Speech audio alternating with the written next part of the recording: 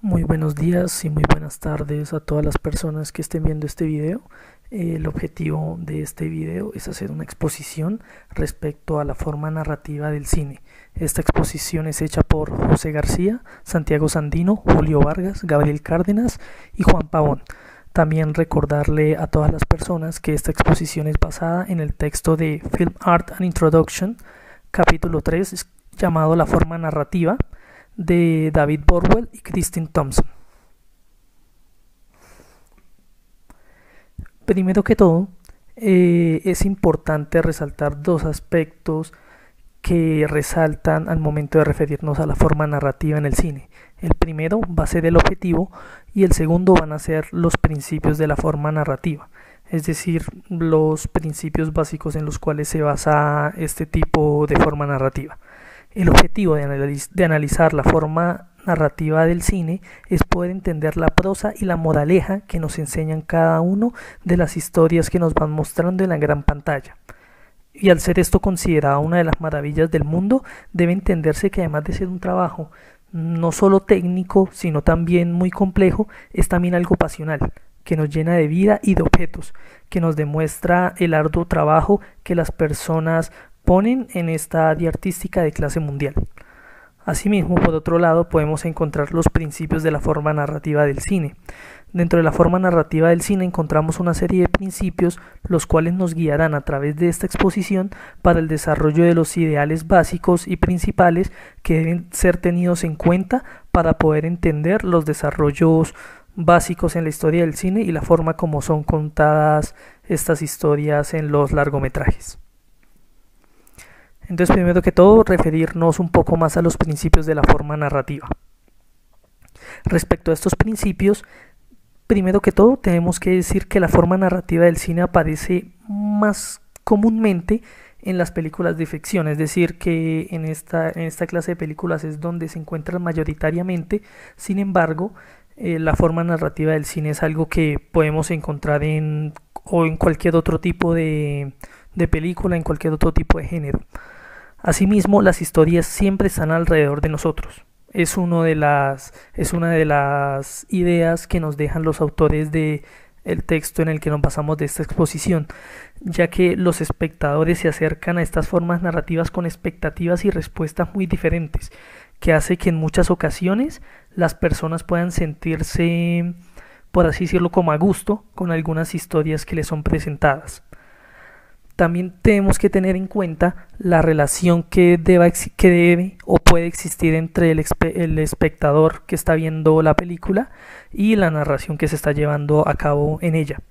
La magia principal por la que se mueve la forma narrativa de las películas, esto fue algo que pudimos percatarnos a la hora de hacer la exposición, es el entendido de que la forma narrativa nos muestra cómo pueden ser narrado cualquier tipo de largometraje, en donde los espectadores tienen la capacidad de jugar con ella, es decir, con la misma narración, ya sea a través de los personajes, tratar de entenderlos y de pronto adivinar qué es lo que harán o con quién se van a relacionar o qué tipo de acciones van a tener en cuenta, y al mismo tiempo también muestra algún tipo de duda o incógnita respecto a cómo va a darse el final de la película. Ahora bien, otro tema importante a tener en cuenta es preguntarnos qué es la narrativa, ya que, como bien saben, pues esta es una exposición que va directamente ligada a este tema, por lo que es una de las principales preguntas que debemos hacernos. Entonces, ¿qué es la narrativa? Dentro del texto nos enseñan una definición, a pesar de que es de carácter técnico, nos demuestra una gran sencillez. Y pues básicamente, pues dentro del texto, la narrativa es considerada como la serie de eventos relacionados por la causa y el efecto y su ocurrencia en el espacio-tiempo. Asimismo, la narrativa puede ser vista como un periodo de la historia que está siendo contada. En ese orden de ideas, pues se puede expresar que la narrativa empieza con una situación y pues con una serie de cambios que ocurren de acuerdo a un patrón de causa y efecto. Entonces básicamente la percepción que nos dio con esta con este tipo de definición es que la narrativa es una definición que tiene que ser compuesta por partes, que básicamente la narrativa no es toda la narración que se nos muestra en la película, sino que son pequeños momentos que van transcurriendo a lo largo de la película y que nos van mostrando una serie de cambios ya que ocurren por meras circunstancias, por el simple causa y efecto de los hechos que se lleven a cabo, de las decisiones que se tomen dentro de la película, del carácter de los personajes y de todo ese tipo. Ese fue como el entendimiento que nosotros le pudimos dar a la definición que nos daban los autores del texto. Asimismo, tenemos que decir que la narrativa recae no solo en la causalidad, sino también en el tiempo y en el espacio.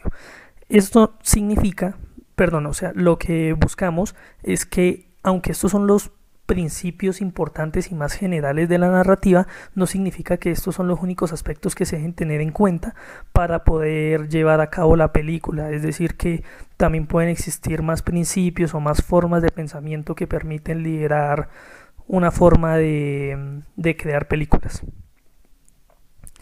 Finalmente, también queremos contar un poquito uno de los aspectos importantes dentro del texto, en el cual los autores lo denominaban contando una historia.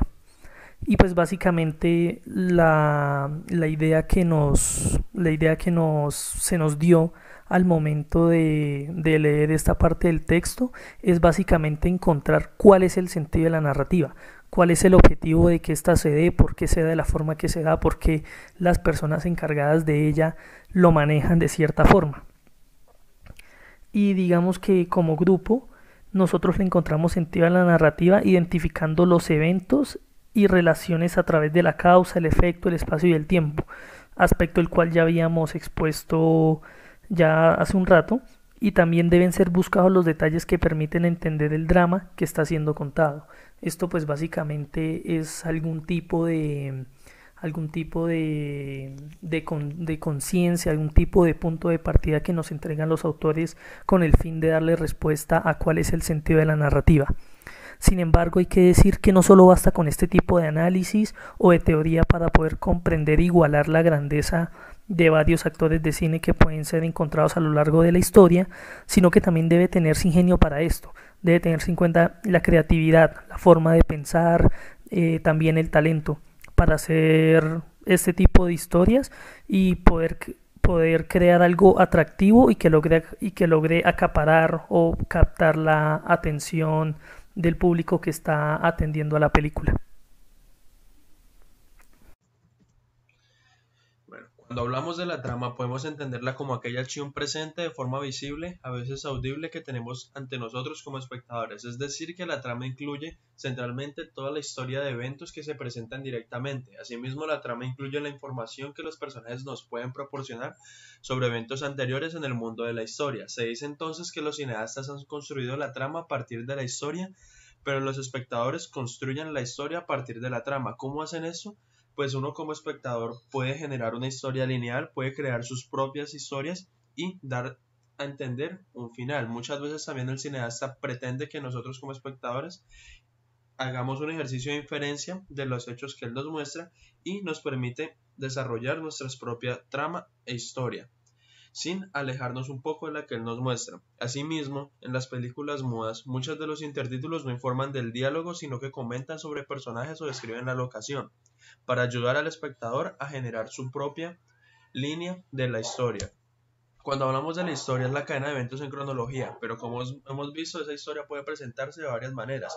Puede ser usando flashback en lugar de una línea de tiempo lineal, o si decimos organizar eventos alrededor de un personaje o de acuerdo a un lugar específico. Si tomamos otras decisiones sobre la presentación, nosotros crear una trama diferente. Es decir, cada decisión que se tome dentro de la historia genera un resultado. Desde el punto de vista del cineasta, la historia es la suma total de todos los eventos. Es decir, que el narrador puede presentar alguno de estos eventos directamente y puede guardar los otros o insinuarlos para permitir que nosotros como espectadores creemos una historia paralela en nuestra cabeza. Cuando hablamos de la causa, busca que el espectador de manera activa conecte eventos por medio de causa y efecto ante un incidente. Tendremos a imaginar qué podría haberlo causado a la vez que lo podría causar. Es decir, buscamos causalidad, la manera en que el cineasta juega con la mente del espectador, buscando que él genere sus propias dudas. Cuando hablamos del efecto, en general, cada vez que una película busca crear un misterio, es decir, presenta ciertas partes, ciertos efectos enigmáticos que buscan que puedan representar la causa, pero retiene los efectos de la historia, provocando suspenso e incertidumbre en el espectador que lo ayuda a aumentar su interés y curiosidad por la película que nos están presentando en este momento. Asimismo, dentro del efecto, es un hecho general es que cree un misterio, porque busca que el espectador se enfoque en él y basado en todas sus historias pueda dirigir toda su energía en crear diferentes historias, al final sorprenderse. Bueno, para hablar un poco de la trama dentro de la historia del golem y cómo esto se relaciona y poder entender un poco más desde lo no conceptual. En la historia del golem podemos ver que nos van mostrando una línea del tiempo, es lineal y muchas veces hay ciertos recuerdos que traen a la mente por parte del personaje principal. Asimismo podemos ver cómo se nos van dando ciertos detalles o nos sueltan unas historias específicas que nos permiten creer que la película va a tomar cierto rumbo o puede dirigirse hacia otro rumbo. Es así que en el golem no podemos creer que él va siempre a estar bajo el control del rabino, del mago, pero luego de eso, él cambia dentro de la película y ya no está bajo el control de él. Esto es un detalle que podríamos no esperarlo, pero tal vez podríamos haberlo hecho una suposición dentro de nuestra cabeza con lo que nos permitía ver la película. Asimismo, el final del golem, que al final una niña le quita su elemento que lo hace funcionar, pues también es un poco diferente a como podríamos haber imaginado al final, porque no creemos que un individuo tan grande y con esas características termine apagado u opacado por una persona tan pequeña. Dentro de la historia que se nos muestra, pues se cree que en principio él va a hacer el bien y va a liberar al pueblo de los atropellos que comete este rey. Al principio todos querían conocer al golem, pero luego todos terminan aterrorizados por la manera en que él se comporta con la población. Pues como podemos ver, él empieza a generar un poco de conciencia y cae en cuenta que él es más grande que todos y puede dominar a la gente, puede seguir su camino sin tener que seguir órdenes. Dentro de las causas que podemos ver en el golem es cómo el poder manejar una cosa tan grande como esta consume a las personas. Todos querían controlarlo, pero luego que él se sale de control, nadie quiere hacerse cargo de él ni nadie quiere controlar lo que él representa y lo que se puede hacer con él porque ya es un peligro para toda la sociedad. El efecto que deja esto dentro de todas las personas y los espectadores es que uno hace muchas suposiciones de cómo va a terminar la historia del golem, cómo va a ser el efecto final, qué nos oculta, qué nos permite inferir desde el inicio.